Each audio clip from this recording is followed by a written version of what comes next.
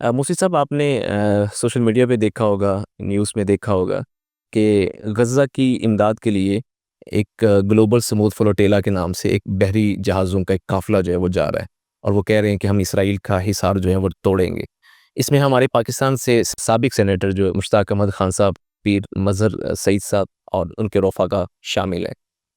आप क्या समझते हैं कि ये एक जुर्रतमंदाना इक़दाम है या पब्लिसिटी स्टंट है? मुहतरम डॉक्टर साहब, रसूल मुकर्रम सल्लल्लाहु अलैहि वसल्लम के ज़माने में भी जो लोग अपनी जान पर खेल कर, अपने मफादात को पसे पुश डालकर मुस्तहक़ीन लोगों के लिए अपनी सलाहियतें, अपनी तवानाइयाँ वक़्फ़ करते थे ना, उस वक़्त भी कुछ लोग मुसलमानों में, कलमा पढ़ने वालों में मौजूद थे, जो ऐसे अमल को जो है ना रियाकारी, दिखलावा, शोहरत और इस तरह के जो है ना वो ताने दिया करते थे। वो कहते थे, एक बंदे ने, वो आपको मालूम है, सदका अल्लाह के नबी ने देने का ऐलान किया। एक बंदा जो है ना वो बहुत सा माल ले आया, तो वो कहने लगे ये तो रियाकारी कर रहा है, दिखलावे के लिए है, शोहरत के लिए, ये शोहरत का स्टंट है जिसको इसने इख्तियार कर लिया है। दूसरा बंदा, वो बिल्कुल थोड़ा सा, उसके पास इस्तिताअत ही नहीं थी, वो था ही नहीं, गरीब बेचारा, वो जितना एक मुट्ठी ले आया, वो कहते थे, वो दो कहने लगे अल्लाह ताला को इसके इतने सदक़े से अल्लाह का नहीं है, अल्लाह को कोई ज़रूरत नहीं है, इतना सदका लिए फिरता है ये। अल्लाह! तो ये इस तरह की बातें करने वाले मुनाफ़िक मुहम्मदुर रसूलुल्लाह सल्लल्लाहु अलैहि वसल्लम की ज़िंदगी में भी मौजूद थे और आज भी हैं। वैसे मैं दयानतदारी से समझता हूँ, गज़ा वाले इस वक़्त सबसे बड़े इमदाद के मुस्तहिक़ हैं। बेशक। और सबसे पहला फ़रीज़ा और ज़िम्मेदारी पूरी दुनिया के मुसलमान हुक्मरानों पर लागू होती थी।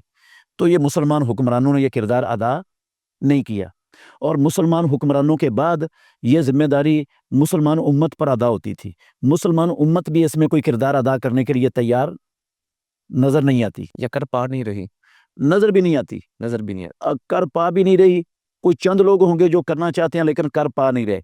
अक्सरियत जो है वो ना करना चाहते ही नहीं डॉक्टर साहब, करना चाहते ही नहीं। इसकी मैं मोटी सी दलील देता हूँ कि ये मैं इल्ज़ाम नहीं लगा किसी पर, करना नहीं चाहते। यहूदियों की हज़ारों कंपनियाँ हैं जिनकी लाखों प्रोडक्ट्स मुसलमान मुल्कों में फ़रोख्त हो रही हैं। बेशक। तो इससे वो अपना बहुत बड़ा मुआशी इस्तेहकाम वो कायम किए हुए हैं दुनिया में। तो अब मुसलमान हुकूमतें नई पाबंदी लगाती है इन पर, तो क्या मुसलमान अवाम मजबूर है कि वो इन्हीं चीज़ों को खरीदे? नहीं मजबूर। मजबूर तो नहीं है। तो ये कम अज़ कम ये नहीं जा सकते वहाँ पर, कोई किरदार नहीं अदा कर सकते, कर नहीं पा रहे जैसे आपने कहा, तो ये तो कर पा सकते हैं हर बंदा। ये भी नहीं करने के लिए तैयार कोई। कितने लोग हैं जो तैयार हैं इस काम करने के लिए? कितनी दुकानें हैं जहाँ फैक्ट्री ये इनकी प्रोडक्ट बिकना बंद हो गई हैं। कितनी एजेंसियाँ हैं जिन्होंने बाइकआउट कर दिया इनका। मुसलमान ही है ना सारे ये दुकानें और एजेंसियाँ चलाने वाले।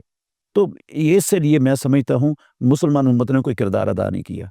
ये चंद अल्लाह के मुखलिस बंदे जो उठे हैं और उन्होंने अपनी जानों को खतरात में डाला है और वो इन दहशतगर्दों, इन दरिंदों, इन भेड़ियों, इन इंसान नमा जो है ना वो खिंजीरों के अंदर उनका मुहासरा तोड़कर गज़ा के मज़लूम महसूरों को, भूखों को वो कुछ पहुँचाना चाहते हैं, तो ये एक जुर्रतमंदाना अमल है।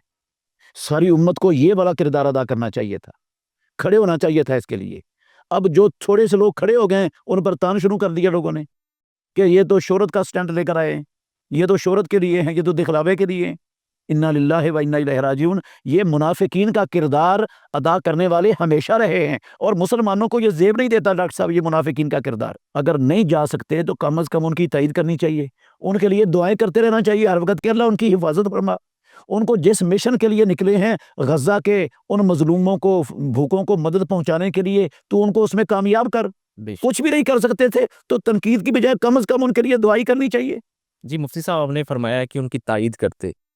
पता चला है कि इटली ने एक बहरी बेड़ा जो है वो रवाना किया है इस ग्लोबल स्मूथ फ्लोटिला की हिफाज़त के लिए, जबकि यही काम जो है वो किसी मुस्लिम कंट्री की तरफ से होना चाहिए था।